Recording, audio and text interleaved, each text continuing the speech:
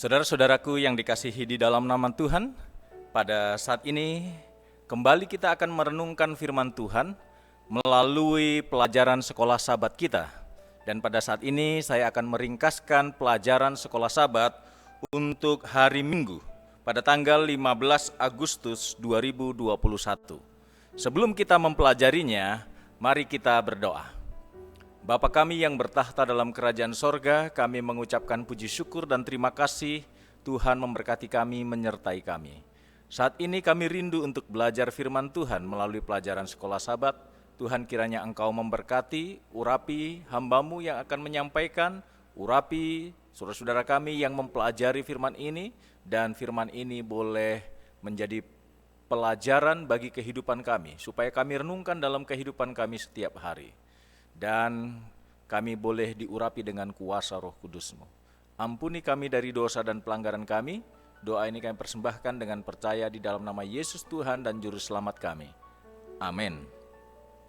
Baik, pada tanggal 15 Agustus 2021 pada hari Minggu ini, judul pelajaran sekolah sahabat kita adalah istirahat yang mujarab. Saya akan memberikan ringkasannya yang diambil textbook-nya dari Alkitab kita, buku Markus pasal 2 ayat 1 sampai ayat yang keempat. Saudara boleh membukanya sebagai landasan daripada pelajaran sekolah sahabat kita.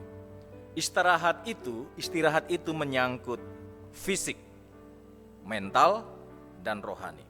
Dan Tuhan juga mengetahui obat yang mujarab dan terbaik kepada semua kelelahan-kelelahan fisik, mental, dan juga terlebih hal-hal yang rohani. Jadi segala sesuatu harus berjalan secara seimbang. Ada waktu untuk bekerja, ada waktu untuk beristirahat, ya, ada waktu untuk belajar, ada waktu untuk merenungkan firman Tuhan. Jadi tidak semuanya waktu digunakan untuk bekerja sehingga seseorang tidak membutuhkan istirahat. Mesin motor atau mesin yang lain, mesin mobil atau mesin listrik, kalau kita jalankan terus dengan tidak ada istirahat bisa rusak, apalagi fisik kita. Istirahat mental dibutuhkan ketika dalam keadaan stres, dengan tekanan kehidupan yang berat, kita perlu ada refreshing, ada istirahat. Apa saja yang bisa membuat orang lelah? Tekanan pekerjaan, hasil pemeriksaan medis, apalagi kalau kita saat ini dites ya di masa pandemi, lalu hasilnya positif dinyatakan terpapar COVID, membuat kita stres. Ya, jadi tekanan-tekanan di dalam rumah tangga, bahkan dosa-dosa yang sudah diperbuat di masa lalu, kadang-kadang itu menekan di dalam pemikiran kita. Yang menjadi pertanyaan penting sering muncul adalah, apakah Tuhan sedang menghukum saya karena kesalahan dan pengabaian yang telah dilakukan di masa yang lalu? Orang lumpuh yang dibawa kepada Yesus oleh teman-temannya lewat atap rumah menjadi contoh bagaimana manusia mengalami penderitaan fisik karena dosa-dosa yang dibuat di masa yang lalu. Orang lumpuh tersebut menderita penyakit karena dosa-dosanya dan tidak ada obatnya menurut para ahli Taurat. Ini yang disebut dengan hukum sebab dan akibat. Manusia fokus kepada siapa yang salah, dialah yang harus menanggung akibatnya.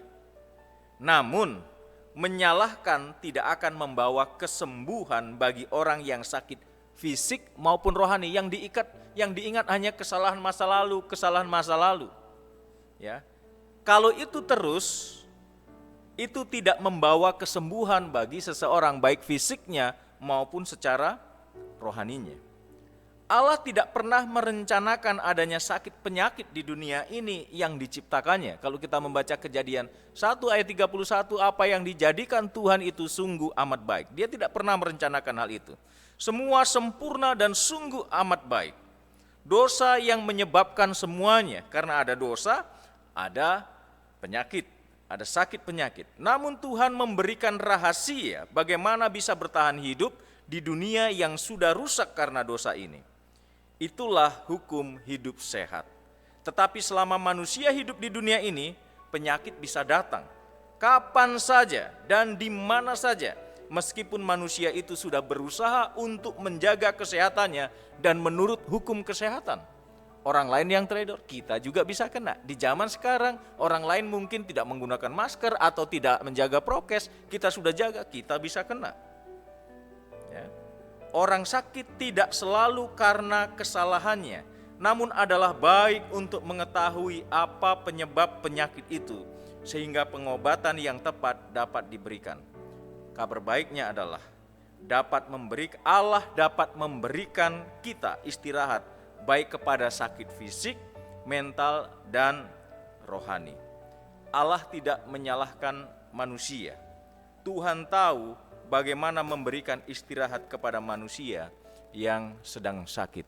Tuhan lebih tahu yang terbaik di dalam kehidupan kita. Mari kita percaya dan menurut kepada Tuhan. Kiranya Tuhan memberkati kita. Amin.